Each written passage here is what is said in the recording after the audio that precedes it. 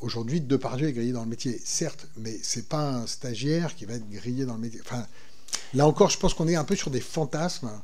Je pense que ce sont des fantasmes, mais par contre, c'est effectivement notre rôle de leur dire, vous ne serez pas grillé dans le métier, ça ne veut rien dire. Ce truc de l'omerta, je suis pas tout à fait à l'aise avec ça, parce qu'honnêtement, ce n'est pas quelque chose que j'ai pu ressentir ou que j'ai pu voir. Au contraire, il y a beaucoup de gens qui accompagnent et qui sont ravis que cette parole existe.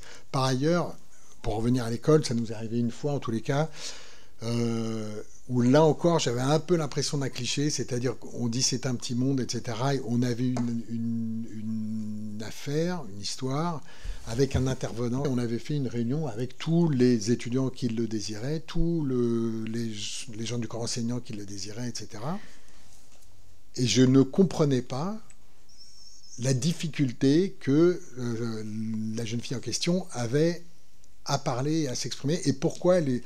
Et en fait, même au sein du corps enseignant, il y avait certaines personnes qui disaient « mais enfin, tu sais très bien qu'elles ont peur d'être grillées dans le métier, etc. » Mais là encore, c'est une absurdité. C'est un métier où tout le monde s'engueule, et personne n'est grillé dans le métier. Enfin, il faut être très exposé et avoir fait quelque chose de très grave.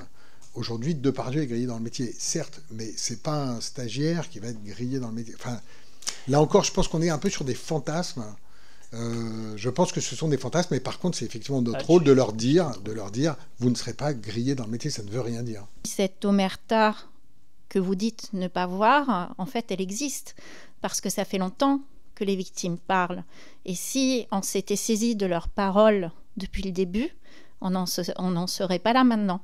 Et je suis assez scandalisée quand même de vous entendre dire que vous ne comprenez pas la peur et la crainte qu'ont certaines victimes de pouvoir parler.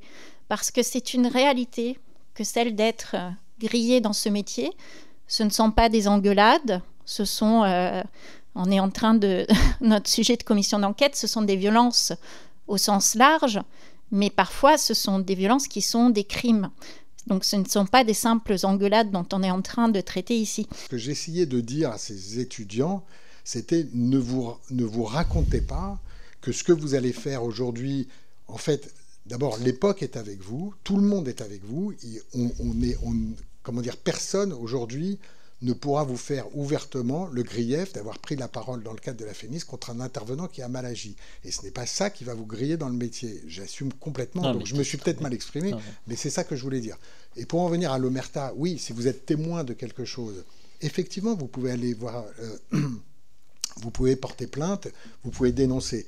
Mais il y a quand même d'abord le respect de est-ce que la victime a envie de parler. J'ai le cas précis de quelqu'un qui a été témoin et qui m'a appelé en pleurant, en me disant je ne sais pas quoi faire. Et il ne savait pas quoi faire parce qu'en fait, il ne pouvait pas se substituer à la victime. Et l'explication un peu systématique de l'omerta dans le cinéma, c'est vrai que je la trouve un peu abusive et un petit peu fantasmée.